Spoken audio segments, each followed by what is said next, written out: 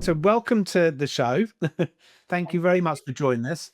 I mean, essentially, I've run Gravytrain now for the last 25 years, and what I found is that I speak to lots of interesting people with lots of interesting businesses, and I kind of figured it might be a good idea to put that out into the world and people share people's stories, give people a bit of inspiration, and sometimes also help people on their journey, because a lot of you don't know what's good, what's bad.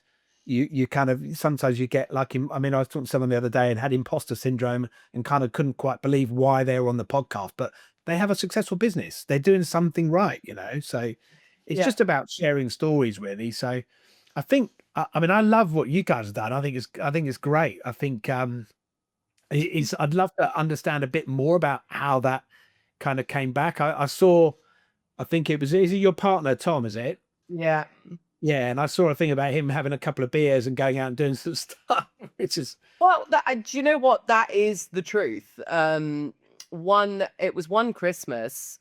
We'd gone, I wish we could say we had young children at the time, but we didn't. We'd gone to a garden centre, got some Christmas decorations for the house. That was our first house together. And we put them all up, and Tom had picked up a can of snow spray. And I'm going back now, 2007. So he yeah, picked up this can of snow spray. I'm like, what are you going to do with that? Thinking, oh no, my lovely, perfect new house is going to have all these dots on the window. And he was like, oh, I don't know yet. Anyway, we decorated the tree and it got late and we'd had a couple of beers and I was like, oh, I'm going to bed. I'm really tired. And I woke up the next morning and he had created a scene on my kitchen window that was like mind blowing. And I was like, what is that? And he was like, oh, I just got creative with the can of spray. So that's kind of how it all started. And then every year we'd have friends come over to the house, like all excited, what's Tom done? And then it just sort of naturally progressed. Like yeah. other people were saying, oh, would you do our house? Or, oh, my friend owns a florist. Do you think you could do theirs? So it kind of snowballed. I hate to say it. Yeah, And I think you see that on RTV. it kind of, yeah, it did. It went crazy. And I said to Tom, like, we could start a business. And he said, look, babe, if anyone is going to pay money for these windows, you can keep it. And I was like, oh, okay. Because he's very creative and I'm more business I was structured. going to ask what was, so he obviously has a talent to go and do that. So what was he doing kind of before that, or where does that come from? Oh, well, at that time, I mean, he's an art college dropout, so he never passed any exams or but at that time he was working for his dad's recycling company. Okay. Excuse me. And then we decided that he was also a musician. So we decided that we were gonna go to Australia. So by this point, fast forward a few more years, we'd had two kids and we decided to emigrate to Australia to fulfill his music dreams because we'd been out there on tour and he'd met some guys and they were really good. So they all formed a band together and that was our future. So we packed our bags and we said goodbye to everyone, which was dreadful. And went out to Australia for a couple of years. Sadly, his guitarist drowned off the coast of Tasmania during our time there. Oh, right. And the rest of the band were his brothers, were this guy's brothers. Yeah. So of course that put complete spanner in the works. Sure. And then we were sort of sat there saying, oh, we miss home and what we're going to do. And Tom said, well, why don't we start Snow Windows as a business? And we moved back to the UK and we do that. And I was like, oh, do I still get to keep the money? Safe to say I don't now, but Yeah, so sure. we What's moved yours back. is his and what's his is yours, right? Yeah, that's right. So we moved back in the February. And obviously here, Christmas doesn't start till November. I mean, some people like to try and start it in October. So Tom did every job he could, landscape, gardening, what have you. And I started to build the foundations of the business. Yeah. We registered it as a company. We got a website built. And that first year that we were up and running, I started out by posting something in a local community selling site on one of the popular social media platforms, and sat down, watched a movie with my mum, because this is still going back to the time when these platforms weren't on your phone as much. After the movie had finished, so an hour and a half later, I got up and checked. I nearly said that I could say Facebook, right? So I checked Facebook, and I had over 800 comments. And all I'd posted in this social media group was, my other half does this, would anyone be interested? Yeah. So still at this point, Tom was like, people like to have their say online and it might not do anything. Yeah. That first year we were contacted by the Empire State Building, the Daily Mail, the Daily Express. We got inquiries from all around London, and we totally had imposter syndrome. And our biggest problem that year was there was only one Tom. Of course. Yeah. It's one of the things And everyone wanted a piece of him. Yeah. And no one anywhere in the world was doing this type of art. There are people now because they've obviously seen an opportunity in it. But so we were like, how are we going to combat this issue? And there's only one of you.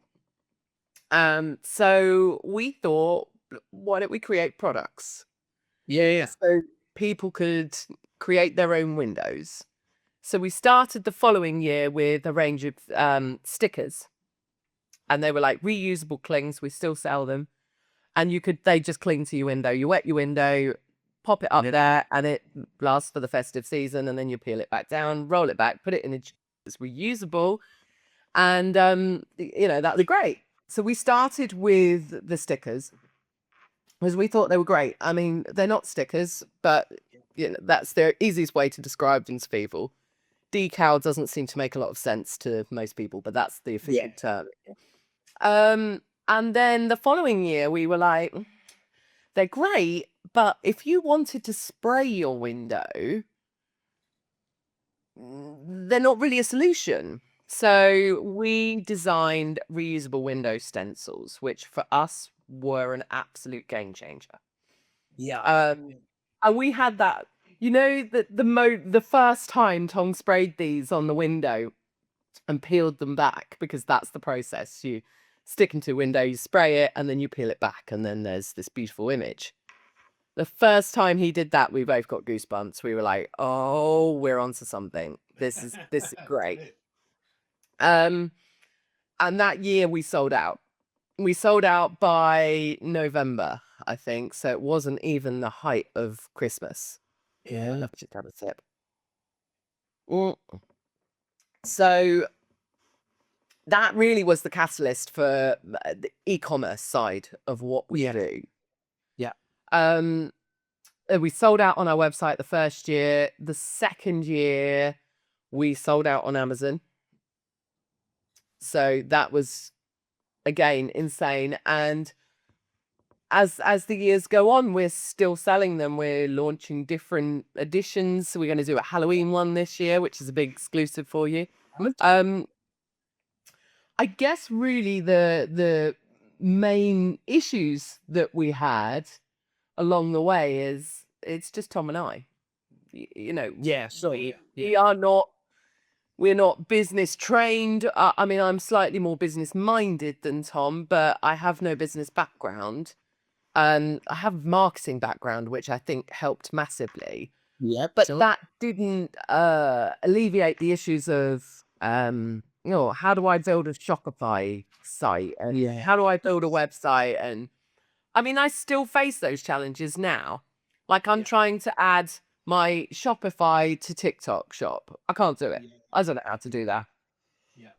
And the problem with these platforms, that they're all really fantastic. Like I think we've got 133,000 followers on our TikTok.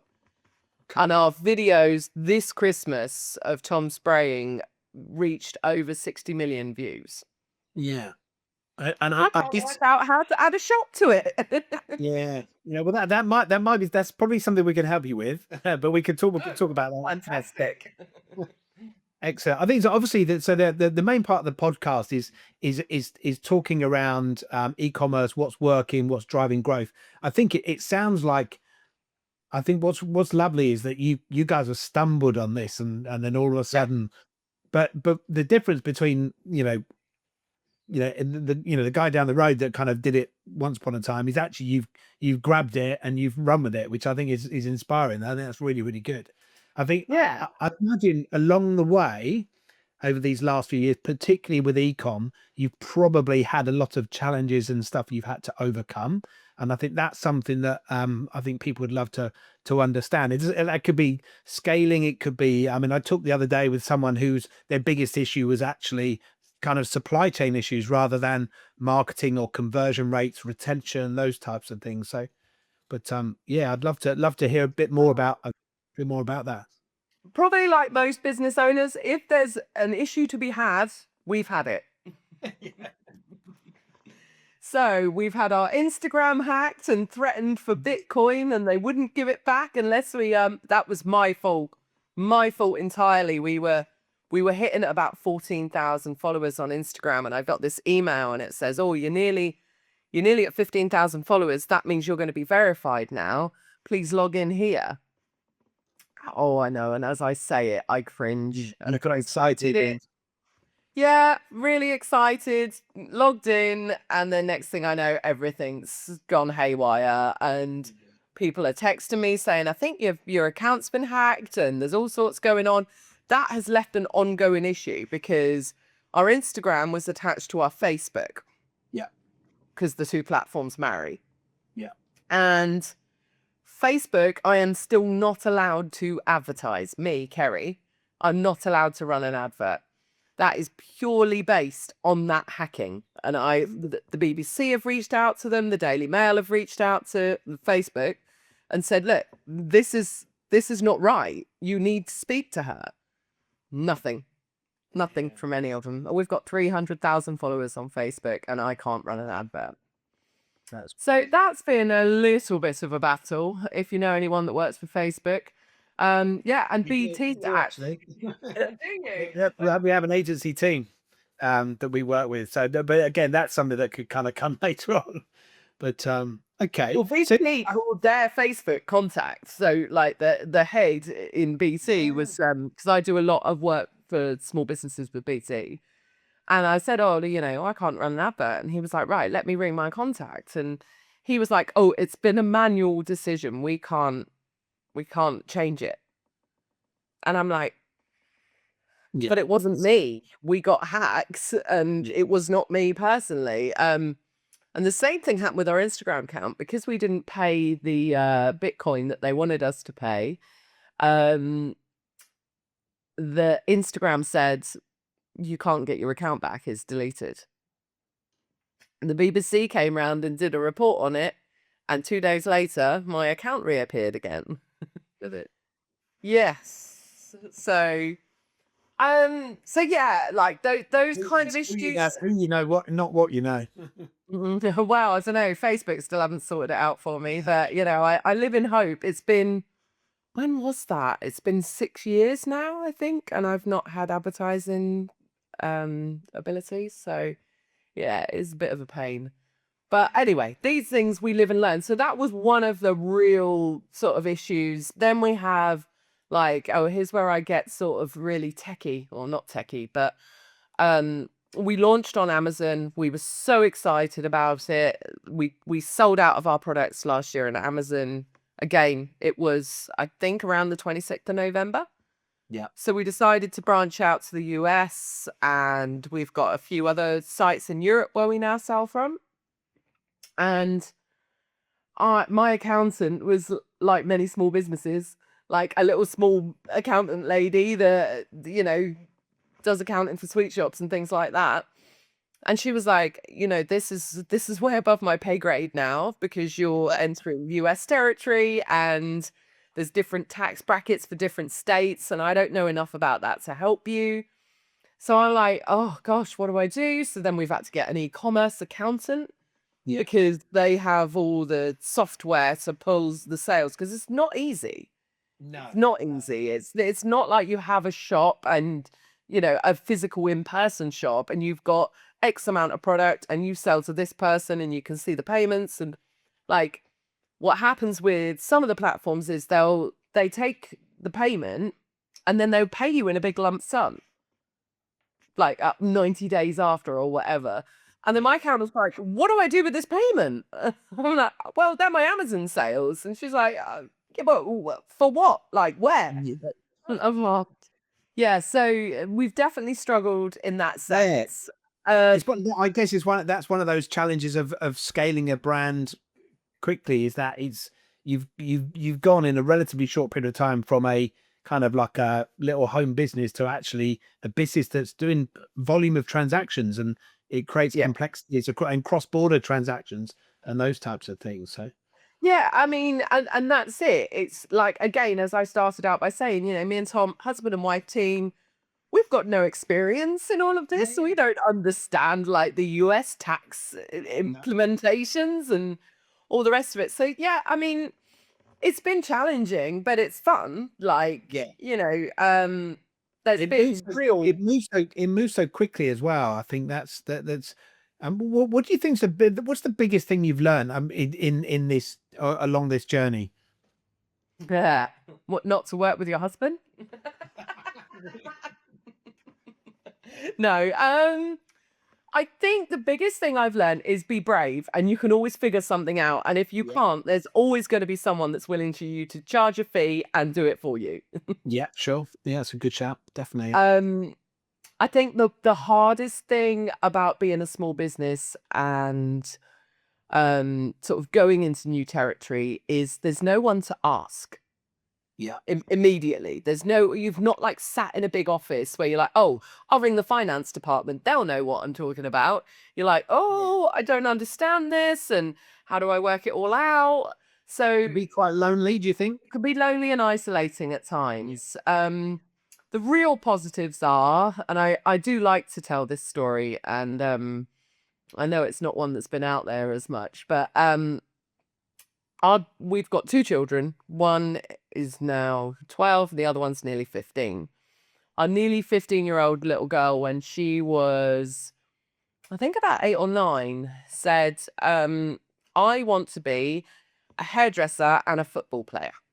And I was like, okay, don't think you can do both, darling. She's called Ray, R-A-E versus R-A-Y. I was like, I don't think you could do both, darling. And she was like, are you serious, Mum? She was like 9 years old. And I went, yeah. She was like, are you really saying that to me? Mum, Dad sprays snow on a window and you sell that to people and that's your business. I could definitely be a hairdresser and a footballer. You can do anything you want. Ray played 3 seasons for Arsenal and she's now at Southampton. So that to me, I would say for both Tom and I has been our biggest reward from it all. And we've had some massive, crazy stuff happen. Like last year,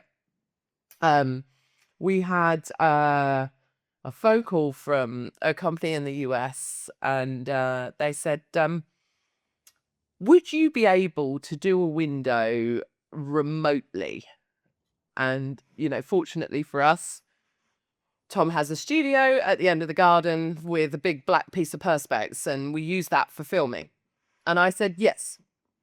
And they were like, right, well, we really want to talk to you about a project that we think that, we could definitely work together on. But we've just realized that you haven't signed an NDA. And so I was like, oh, okay. Well, tell us a little bit, as much as you can, or we can sign an NDA now. And they said, okay. So the client is based in Orlando, and if you go there, you might see a castle. Okay.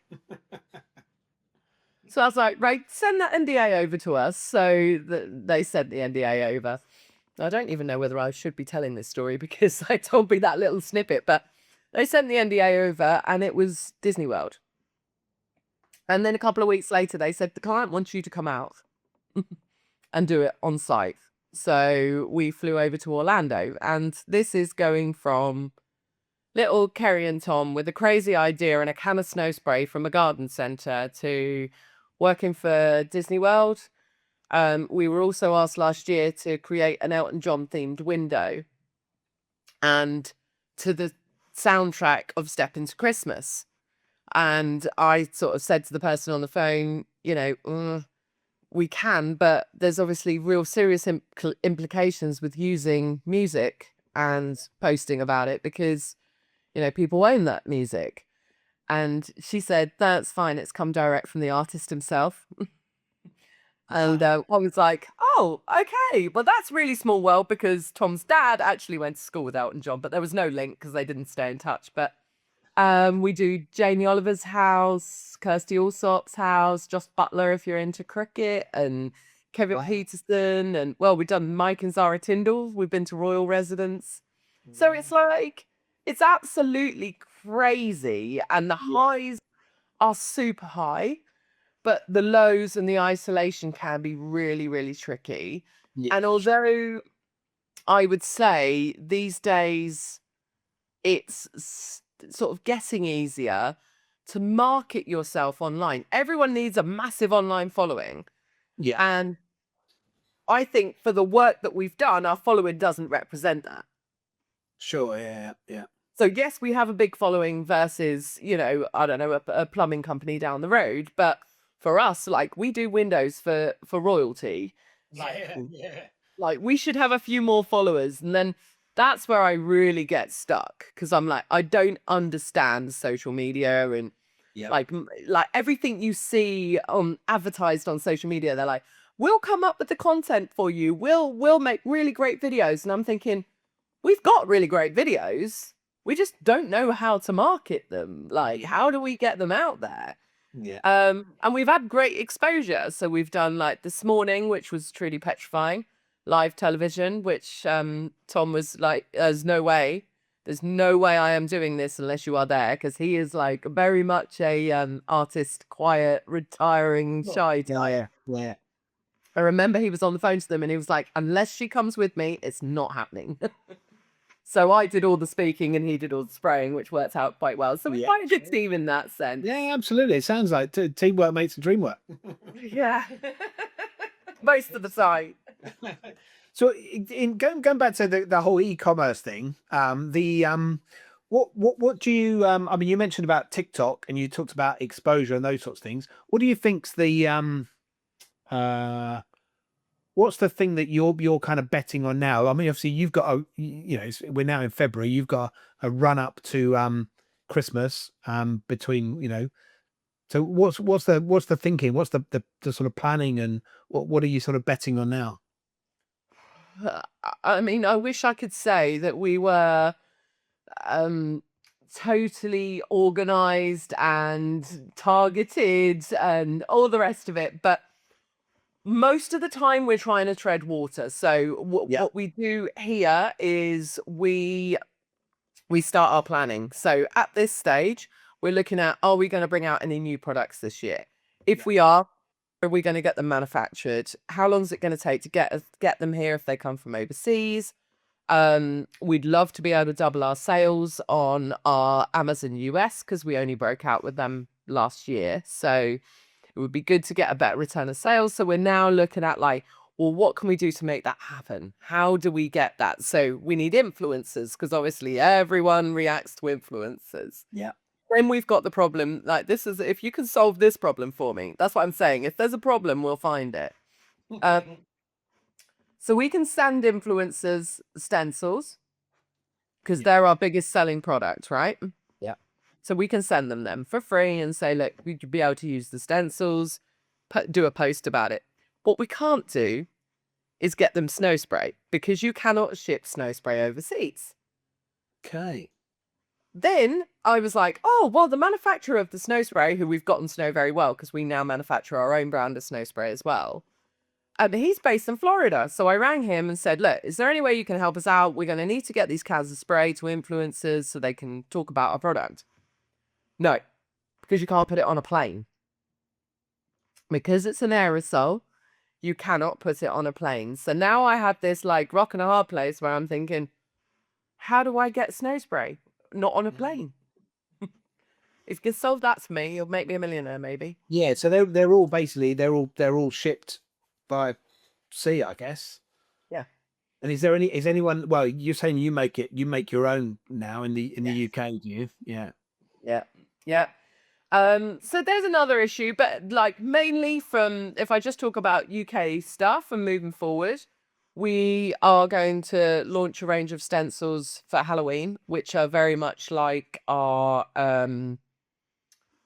Christmas stencils, whereby they're in a pack of 4 and you can make a little scene on your back windows, because now the Christmas stuff is very, very popular, but also Halloween's coming up very, very popular. People are like, oh, Yeah. could you do something scary for Halloween? And we're like, yeah, fine. Another thing that we've looked at doing is, this is how I felt the relationship with the snow spray manufacturer is, we're looking at getting colored snow spray. So that you can have a green or an orange. Yeah.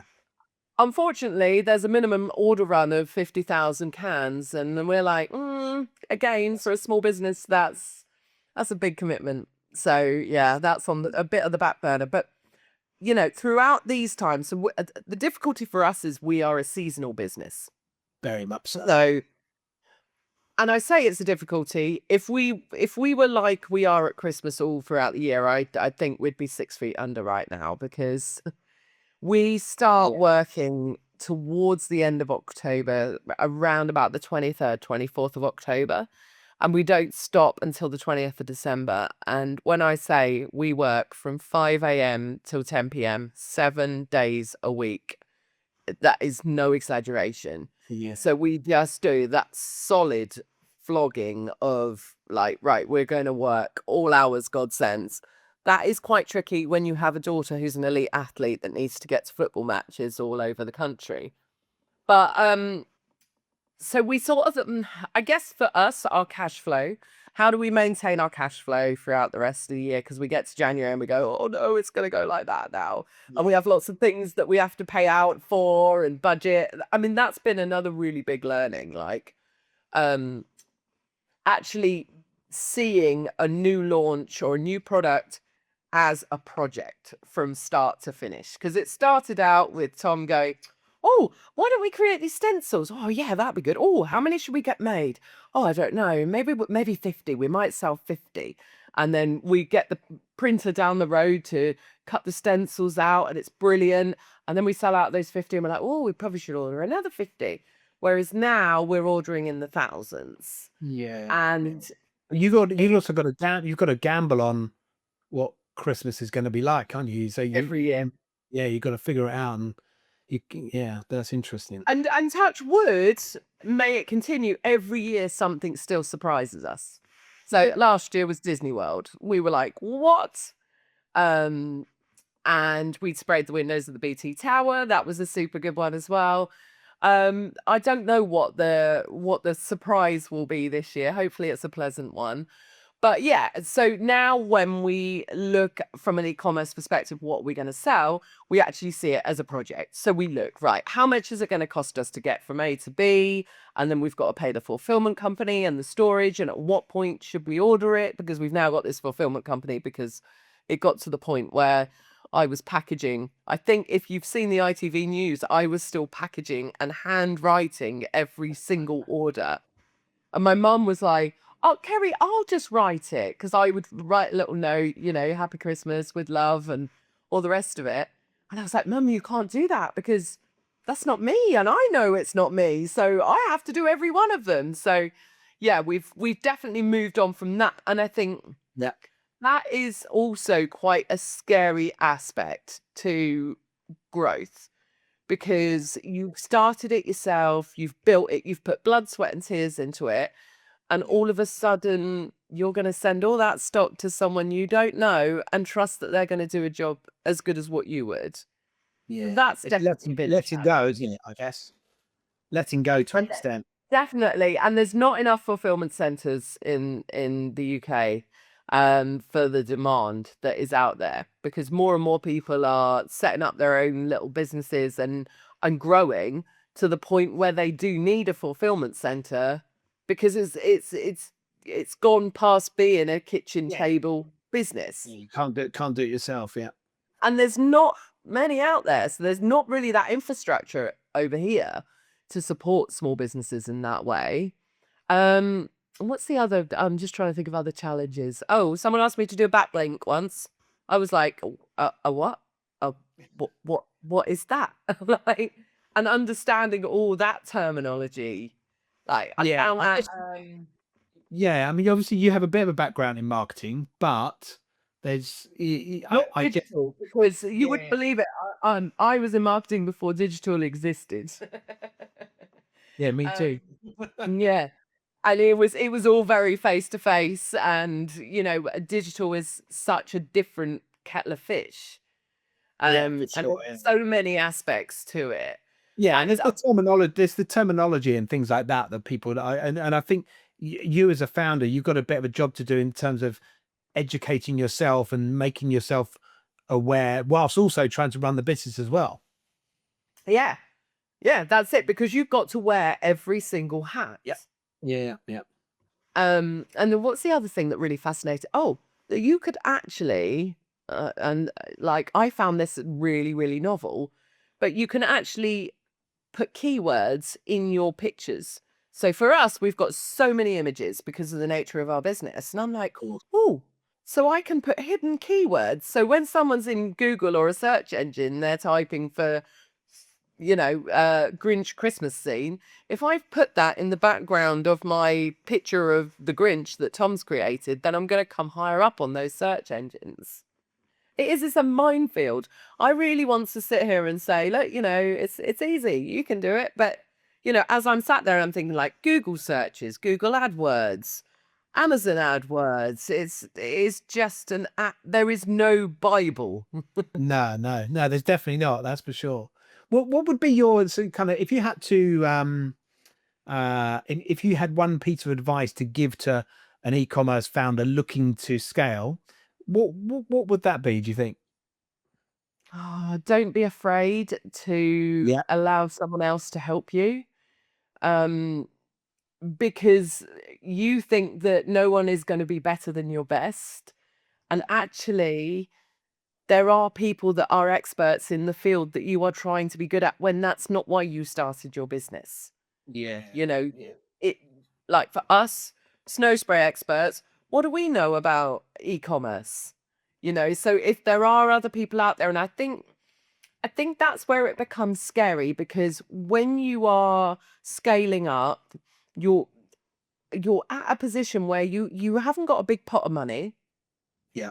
and to pay someone else a monthly fee to do something is a lot, and it's money out of your children's mouths, It that is. was paying a bill. And you Yeah. you get to the point where you have to be brave to go, well, here's another thing. Always put a monetary value on your time. So Yeah. if you know what you're worth an hourly rate, and you're sat there editing databases and trying to work something out that you know nothing about, Yeah. look at the value of paying someone else, because your time could be spent doing what you're good at and what you love doing, and of why Well, you started this in the first place. yeah, you can't do it all, can you? No. No. No, and it's really tricky, because you won't get to the point where you've got the money to pay people until you're brave enough to pay people. Yeah. Yeah, no, it's chicken and egg, isn't it? It is. It is a complete chicken and egg, where you're just like, oh. Like, we went through a bit of a stage last year where we were paying someone to run our social media for us, because it's so, not that it's unknown. We know how to create a video, we know how to post something, but how do we generate a sale from that?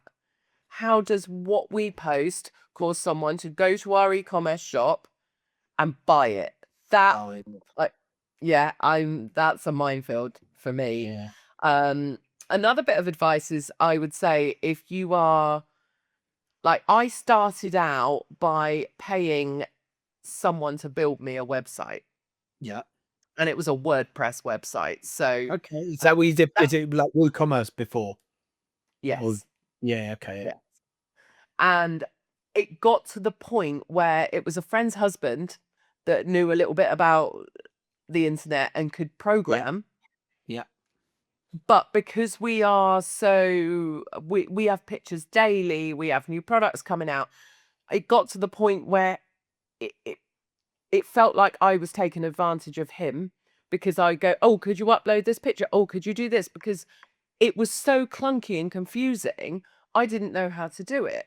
Yeah. And then we got to the point where we were growing so much and we were looking at taking different forms of payment, and we were recommended to go to Shopify. And I was like, whoa, oh God, is my website going to go down? Are my sales not going to work out right? And actually, that was the best thing I did, because I can edit a Shopify page. Yeah. And I don't know whether WooCommerce is like that now. I probably shouldn't be name dropping because I'm sounding like I'm giving people bad names. But it was getting that platform that I could do my day-to-day management of, that didn't need a computer programmer or someone who was really tech savvy. I could go edit page, edit image, click, change, add another image. And I don't know whether it's that I grew in confidence the more I did it, or whether but it's probably a bit of both. My confidence grew, and platforms realized they needed to make those tweaks to take full advantage of these small business owners that were coming up going, well, we're going to branch out into e-commerce. How do we make it easy for a plumber? How do we make it easy for a snow spray artist to sort of utilize our platform? I think Shopify does that naturally. It allows, so what it does is ultimately it allows you, it frees your time up. It makes things easy for you so you can concentrate on growing the business rather than worrying about headaches around hosting and Yeah. upgrades and those types of things. So no, I think that's a really valuable point. It is. Yeah. What do you see? What do you see kind of for the remainder of 25? What do you think is the biggest opportunity area for you for this year? Obviously, you've had these incremental each year. You're stepping up and stepping up. What's the biggest opportunity for you in e-commerce? I mean, for us, we're looking at worldwide expansion. So we're looking at the products being available overseas, which we can easily do with the stencils. So, yeah, I mean, like, it was pretty scary launching in the US. But this year we'd like to do we've now got UK, US, Canada and Europe. So Canada and Europe are going to be where we grow this year, fingers crossed. And hopefully but that I know in itself is going to cause a few things that we haven't considered. Like, we're going to need language changes. We're um, on the back of our instruction packs and things like that. So yeah, I'd love to be able to branch out and sort of get the word worldwide about snow window stencils and do that. With the spraying, that just happens. We go wherever we're asked to go, Yeah, which is been all over. But a lot of that still does come through our website and via our website. yeah. So that's still pretty important. It's a big part of what you're doing, is it? It has to be, but that's what you've done with kind of like, when it was only you and Tom, it was just you and Tom. Whereas this is a business that can involve a multitude of people reaching out to different territories and all those sorts of things. So excellent. Do you know what? The other thing that we started this year, which was a huge learning curve for me, is we worked with B&Q and the range to sell like via 3PL. So, I mean, that was huge as well. And this year we're sort of in talks with Robert Dyer's and Tesco's. I would love to get them as in-person sales and in store, but at the moment, I think it's going to be from a 3PL perspective. For those that don't know what a 3PL is, because I didn't, it's basically you go onto the range website and you can see snow window stencils, and then it marries up with my e-commerce platform and says you've had an order from the range, and then we dispatch it. So that I only learned last year. But that's huge potential. Yes. Huge Yeah. potential. And it's lovely having like the big brands. I mean, from a financial perspective, you don't make as much money, but to get the brand out there, it's great. Say, look, we're in B&Q, we're in the range, and it's not. It's one of those one of those challenges that comes along and you think that's going to be impossible and that's going to have 8 or 9 different meetings and it's going to be really scary and I'm going to have to present to a big board. No, it doesn't Yeah. happen like that. You know, I they think one of get your one products. one of the great things about that and doing what you're doing is that somebody can then or can be on someone else's website and see that product, purchase it, and then one of their neighbors pops around and says, "Oh, where'd you get that from?" And then they're introducing that person to the brand then, and then they can come and buy it direct from you, or if they want to buy it from somewhere else, that's fine. Yeah, exactly. And like for anyone that is thinking about doing that, for us, we've got one of our products on these platforms. If you want any expansion packs, I mean, mainly we've got that because it's our biggest seller. It's the one that we know is popular. Yeah. But if someone fell in love with the product, they're going to come back to your website to buy the Yeah. additional bit. And you've got exclusive products on your own that you can't get elsewhere, that's a really smart thing to do. That's really good. Yes. Yeah. So yeah, I guess to build those, I'd love to get Tesco's this year, Yeah. but Sounds yeah, good. we'll have to watch this space.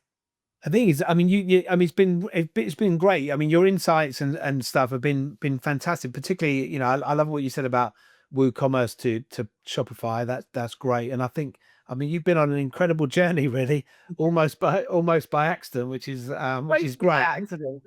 Like I said at the start, they're the kind of stories that, for me, it provides inspiration for those people that are kind of in a similar situation, but maybe haven't quite got the know-how or the drive. And you talked about being brave.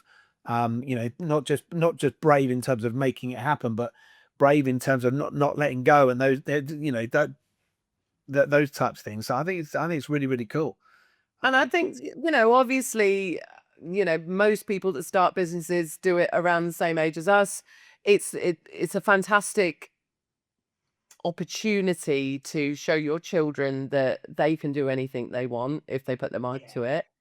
And apart from the Christmas performances, because some of those have been a bit difficult, we've been able to manage our time. So, like when our daughter was playing for Arsenal, she was out in Sweden, she was in Norway during tournaments, and they obviously weren't at Christmas. So, for Tom and I, it was very easy for us to be a part of their lives. And I think a lot of people feel that when you run your own business, you're going to be spending time reading how to build your own website books and you're never going to be able to spend any time and you'll be flat out.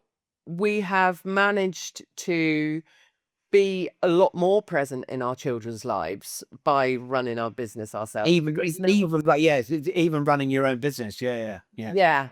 And I think people don't, they sort of think, oh, if I run my own business, I'd never switch off. No, you don't ever switch off, but you can still sit there at a children's performance with your phone on silent. Yeah. I mean, I can vouch for that. Yeah. Excellent. Hey, cool. Well, that's brilliant. Thank you very much for that.